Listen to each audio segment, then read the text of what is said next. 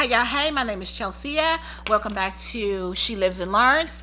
I am going to make this video quick, but this is a bit of a confession video. So for those of you that don't know, She Lives and Learns is all about our ability to change the things that we can change, but to pretty much get over and accept the things that we cannot change, right? So I am a cybersecurity professional by by day job, and I've gotten to a certain age, which is obviously over 40, and I am just not kind of happy with what I've done so far. And so She Lives and Learns is my way of chronicling all the kind of things that I have done to get here, things that I feel like are standing in my way, and me kind of figuring out what my next steps are. I'm not 100% sure yet, but I'm going to share some of the things I'm doing to make some of the changes in the areas that I have identified that I know I'm slacking in, or that I know I can do better in.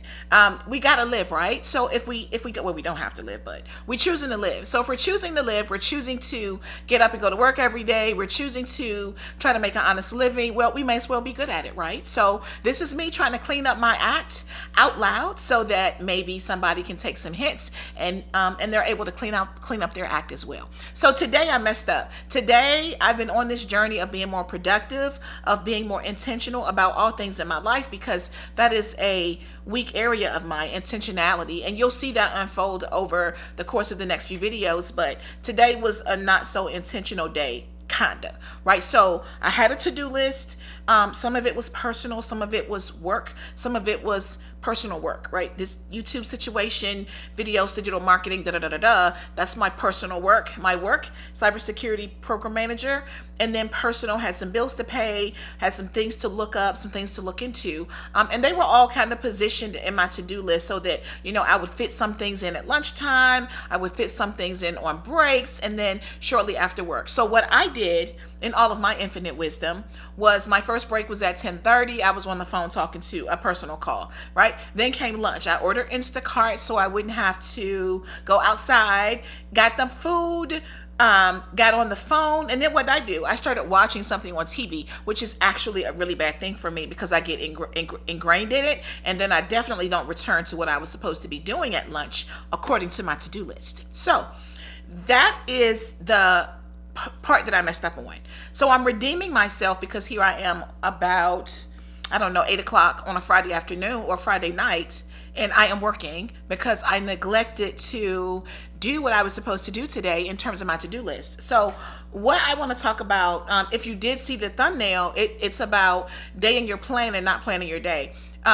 Your plan, right? Stick to the things that you have identified as your targets, or as your the big rocks that you're supposed to achieve over the course of your day, and be very cognizant of when you step away from that. The intentionality for me came sometime after 2 or 3 o'clock when I looked at my to-do list, and I was like, my God, out of 10 things, I've done like 3 of them, and I don't have any more space. I don't have any more breaks. I've taken up my lunch. I've done all the things that I wasn't supposed to do, and now I have no more room. So what does that mean? You sacrifice your Friday night, and you're going to work until you go to bed. That's what it's going to be.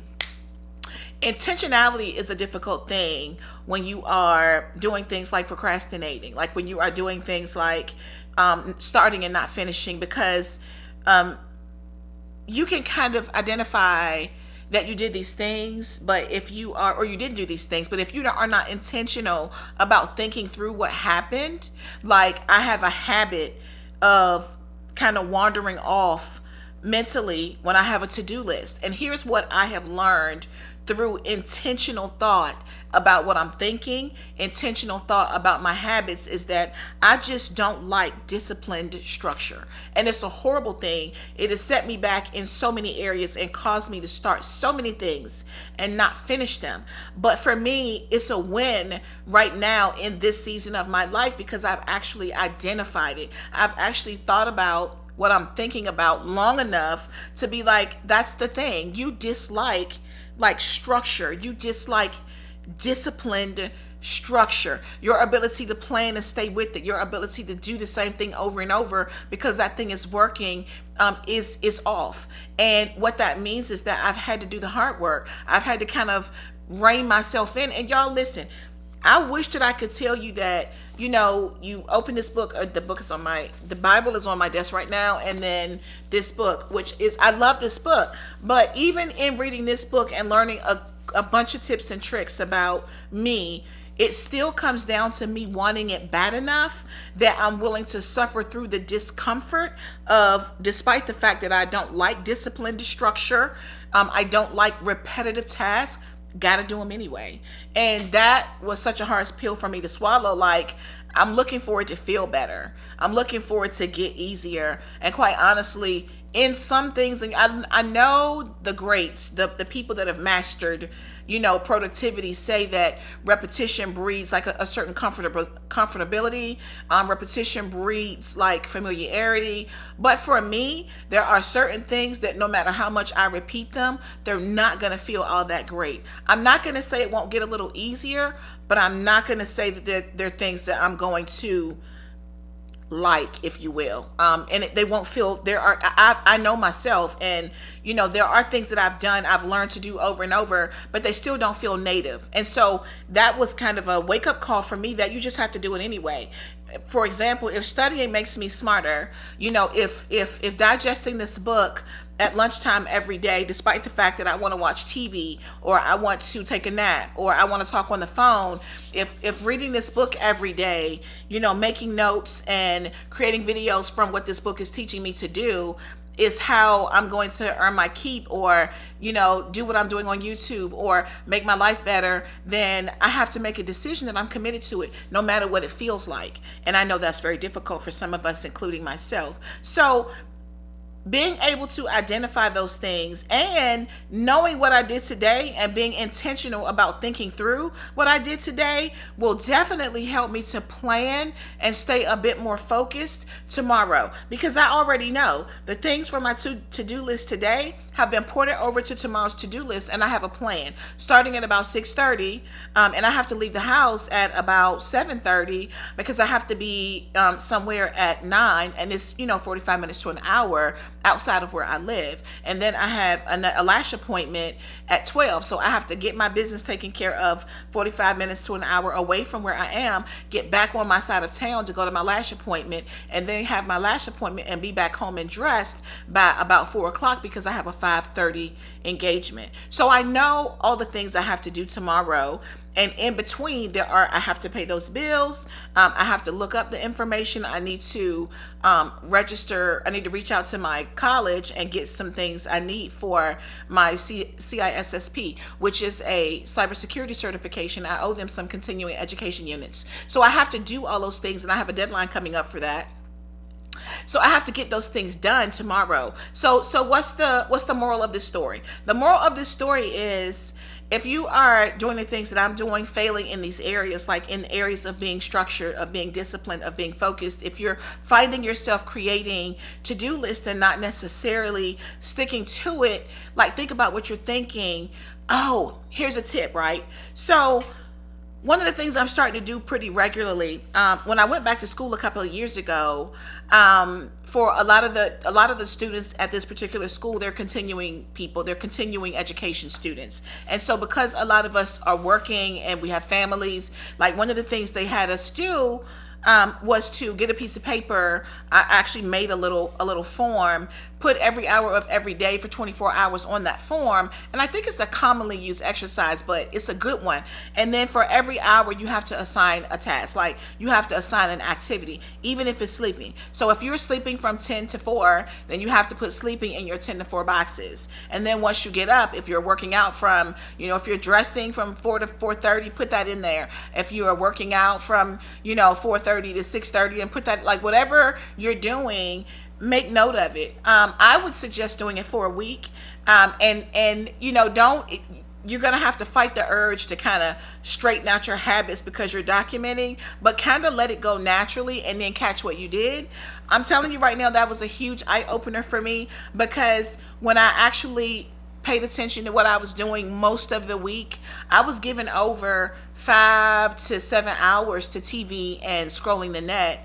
And and if you add that 5 to 7 to the 8 hours that you're supposed to sleep, 7-8 hours that you're supposed to sleep, you're talking about 15-16 hours. And what are you doing with the rest of it? Like, are you really willing to throw away that 6-7-8 hours that you're scrolling Instagram or scrolling Facebook or watching TV? Is it worth it to you? In the grand scheme of things, if you tell me that you want to make more money, or you want to finish your education, or you want to be a better parent or a better wife or a better husband, then to me, the investment of 7 hours into TV, into people that are making their money. And if you go I tell my husband this all the time, if you look beyond what the obvious is, TV is for entertainment, but those actors and actresses, that's their craft. They're studying their craft. They're getting their big dollars, and we're sitting at home wasting 8 hours of the day talking about we got more bills than money. So I hope that gives you some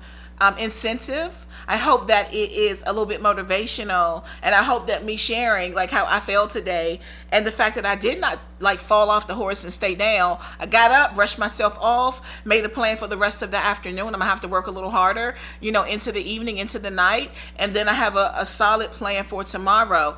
Don't fall off your horse and stay down. Get back on your horse and keep riding, because ultimately these small steps.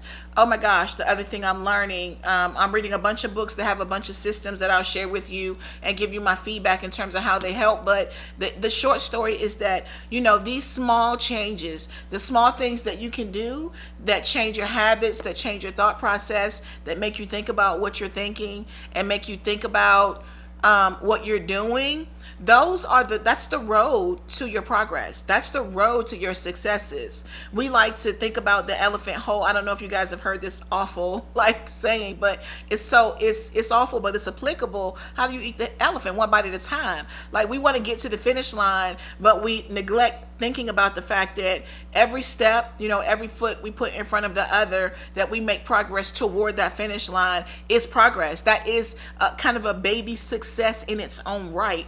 So if you look at things that way, it doesn't make things seem so insurmountable. Okay, so I hope this little motivational video will help somebody. If you have any comments, if you want to contribute in terms of your baby steps, in terms of how you're eating your elephant, in terms of, if you failed today, put it in the comments below so we can give you some support and give you some encouragement. Honey, we all fail. I think pretty regularly. We're not always 100%. The idea is that you think about what you're thinking, be intentional about looking back and seeing what happened, so you lessen the likelihood that you'll continue into your next day doing the same thing that you did yesterday if it wasn't a good thing. Okay, so thank you so much for tuning in. And what's the thing I want to tell you? I want to tell you that until next video, keep living and keep learning.